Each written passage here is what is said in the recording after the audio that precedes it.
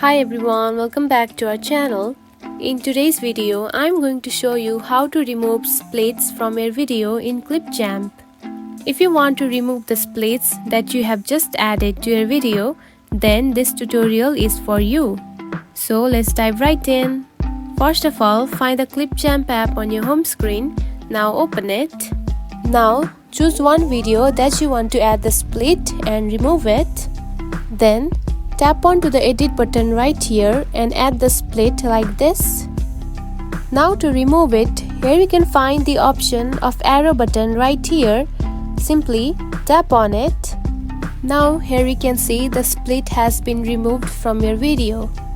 And that's it. This is how you can remove the splits from your video that you have just added in Clipchamp. Now enjoy editing your videos.